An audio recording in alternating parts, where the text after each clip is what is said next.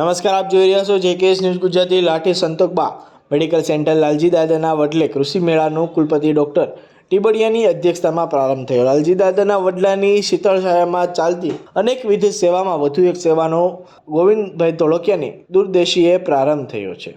ખર્ચ વગરની ખેતી ઝેર મુક્ત જીવનની વધુ એક સેવા શરૂ કરતા શ્રી રામકૃષ્ણ એક્સપોર્ટના મોભી ગોવિંદભાઈ ધોળકિયાની દૂરદેશી એ નવી મુહિમ ઉપાડી છે. લાઠી સંતોકબા મેડિકલ સેન્ટર સંચાલિત આરોગ્ય ધામ લાલજી દાદાનો વડલો એટલે કે અનેકો માટે ઉપકાર છે. નિરામય આરોગ્ય, જળ તીર્થ, વ્યસન મુક્તિ, પર્યાવરણ તેમજ શ્રી રામકૃષ્ણ આરોગ્ય પ્રોજેક્ટ, સૌર ઉર્જા, ફરતા દવાખાના ઉપરાંત ઘર બેઠા સાત્વિક ભોજન પ્રસાદ સેવાઓ દૂર સદરૂ રહેતા વડીલો માટે આશીર્વાદરૂપ બની રહી છે. ત્યારે લાલજી દાદાના વડલાની સ્થળછાયો વધુ એક સેવા ઉમેરાય. ઋષિ કૃષિ કેન્દ્ર દ્વારા આયોજિત ખેતીની ખોજમાં પ્રાકૃતિક કૃષિ મેળાનું આયોજન કરવામાં આવ્યું, જેના ઉદ્ઘાટક તરીકે ડોક્ટર સી.કે. ટીબડિયા કુલપતિ પ્રેરક ઉપસ્થિતિ રહી હતી. પદ્મશ્રી જગદીશ પ્રસાદ પારીખ તેમજ સંતોકબા મેડિકલ સેન્ટરના ચેરમેન રાકેશભાઈ ધોળકિયા, કૃષિના ઋષિ પ્રફુલભાઈ સેંજળિયા સહિતના આરોગ્ય ધામ લાલજી દાદાના વડલાના તમામ ટ્રસ્ટીગણ, લાઠી તાલુકાના 35 જેટલા ગ્રામ્ય વિસ્તારોના સ્થાનિક અગ્રણીઓ, સામાજિક સ્વૈચ્છિક સંસ્થાઓના અગ્રણીઓ, ખેડૂતોની ઉપસ્થિતિમાં સફળ કૃષિ મેળો યોજાયો હતો. કંઈક નવીનતમ સમાજ ઉપયોગી અભિયાનોને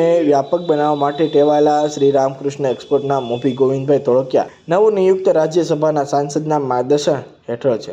ખેડૂતો માટે નવીન મુહિમ ઉપાડી છે. લાલજી દાદાના વડલાના ચેરમેન રાકેશભાઈના નેતૃત્વમાં પ્રારંભાયેલી મુહિમ સામાજિક સંરચનામાં આમૂલ પરિવર્તન લાવનારી બની રહી છે. આહાર જ વિચાર પ્રદાનનું માધ્યમ છે, ત્યારે શુદ્ધ ઝેર મુક્ત ખોરાક માટે કૃષિ ક્ષેત્રે ગોવિંદભાઈ ધોળકિયાનો ઉમદા વિચાર સર્વસ્વીકાર બનશે.